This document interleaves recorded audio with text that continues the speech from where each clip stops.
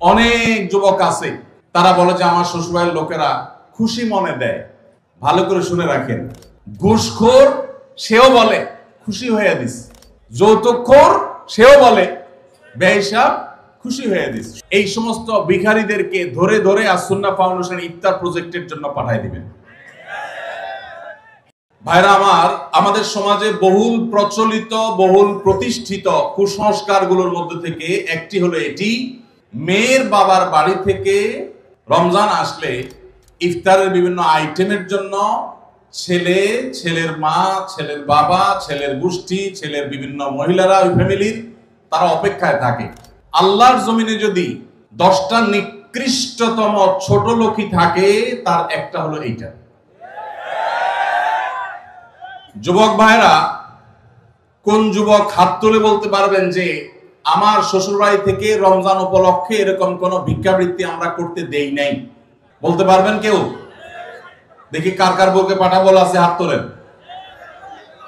হয় নাই যাদের, বাবাজি আপনি হাত তুলছেন, আপনাদের আমল তো এগুলো ছিলই না, আপনি হুদাই ক্রেডিট নিচ্ছেন কেন? এগুলো তো নতুন, আমাদের দেশে নতুন ফিতনা শুরু হয়েছে।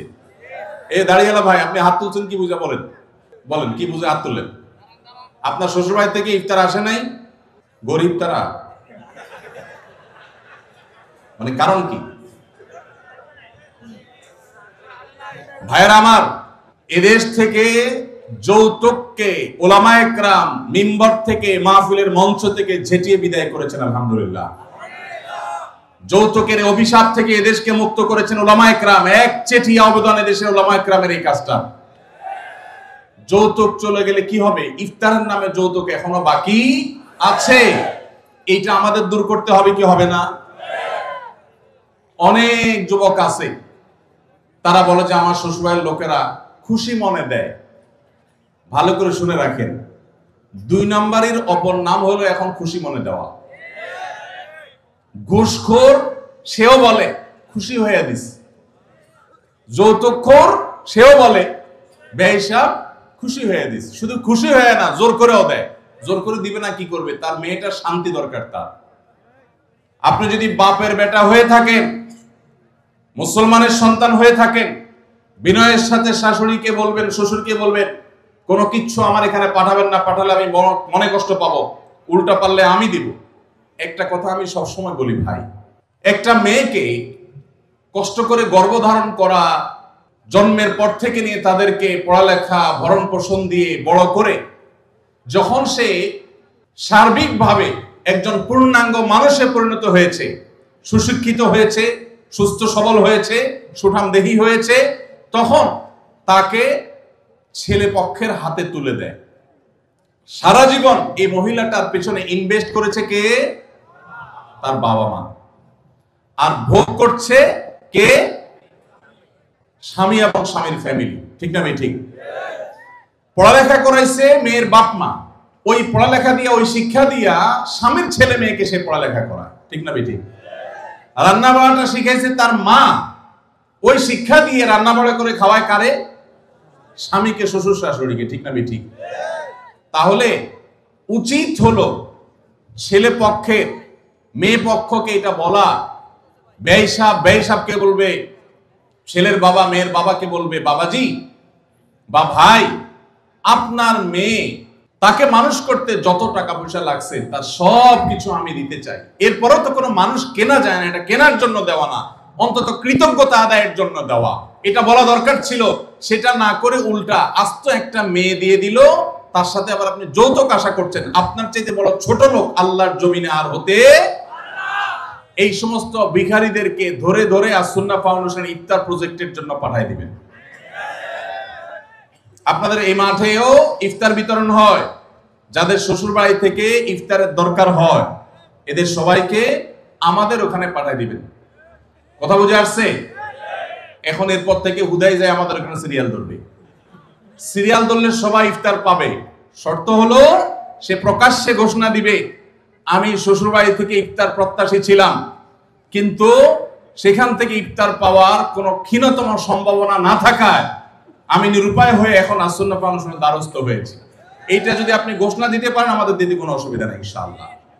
ভাইরা আমার, এই কুসংস্কার আমরা দূর করবো তো ইনশাআল্লাহ। খুশি মনে বলতে কোনো কিচ্ছু নাই, খবরদার। মেয়ে পক্ষ যদি ইফতার পাঠায়, ছেলে পক্ষ পাঠায় না কেন? মেয়ে পক্ষ যদি 2 আনা পাঠায়, ছেলে পক্ষ 4 আনা পাঠানো উচিত। অনেক মহিলারা আছে ফ্যামিলির, তারা খোঁচাখুচি করে বৌমাকে। আল্লাহ আমাদের এই কুসংস্কার থেকে মুক্ত থাকার তৌফিক দান করুন। স্বামী আদেশ করলে কি শ্বশুর শাশুড়ির সেবা করতেই হবে? সেবা করতে গিয়ে অনেক সময় আমি অসুস্থ হয়ে যাই, এক্ষেত্রে ইসলাম কি বলে? ভাইরা আমার, স্বামী যদি আদেশ করে যে আমার বাবা মার খেদমত কর, এখন বোনের প্রশ্ন হলো আমি অসুস্থ হয়ে গেলেও কি স্বামীর সে নির্দেশ মানতে হবে কিনা? উত্তর হলো না। যদি এই পর্যায়ের হয় যে আপনি শ্বশুর শাশুড়ির সেবা করতে গিয়ে আপনি সুস্থ না থাকেন, এই পর্যায়ের আপনার সেবার প্রশ্ন আসে, তো আপনি নিজেকে অসুস্থ করে ফেলে তারপরে শ্বশুর শাশুড়ির খেদমত করতে হবে, এত কঠিন নির্দেশ ইসলাম আপনাকে দেয় নাই। তবে এ জাতীয় ইস্যুতে আমি অনুরোধ করব, কোনো ভালো বিচক্ষণ বিদগ্ধ আলেমের কাছে দেখা করে উভয়ের পরিস্থিতি পর্যালোচনা করে অ্যাসেসমেন্ট করিয়ে তারপর সমাধান নেওয়ার চেষ্টা করবেন। কারণ এখানে আপনার কাছে যেটাকে মনে হচ্ছে বাড়াবাড়ি, আদতে সেটা খুব নরমাল বিষয় হতে পারে। এজন্য তৃতীয় পক্ষের কারোর সহযোগিতা নিলে সেটা সবচেয়ে ভালো হয়।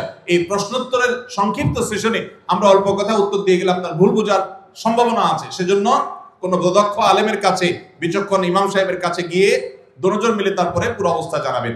শরীয়ত মৌলিকভাবে মেয়েদের জন্য শ্বশুর শাশুড়ির খেদমত করাকে ফরজ ওয়াজিব করে নাই, কিন্তু স্বামীর প্রতি তার যে শ্রদ্ধা ভালোবাসার দাবি আছে, সে দাবি থেকে যে স্বামীটা সারাদিন আমার সংসার সন্তানের উন্নতির জন্য কষ্ট করে, সেই স্বামীটা অগোচরে তার উপরে কর্তব্য তার বাপ মার সেবা করা। তিনি যেহেতু আমার কাজে গেছেন, আমি তার জন্য একটু হেল্প করলাম, তার হয়ে একটু কাজ করলাম।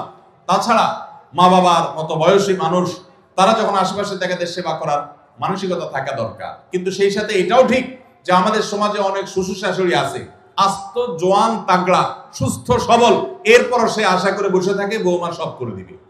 এটা খুব বাজে একটা অভ্যাস।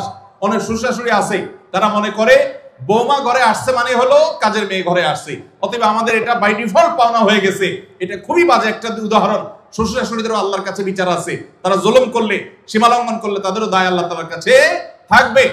নিজের মেয়েটা তাকে দিয়ে কোনো কাজ করায় না, আরেক ঘরের মেয়ে আসছে তাকে দিয়ে সারাদিন গাদা খাটনি করা, এটা জুলুম।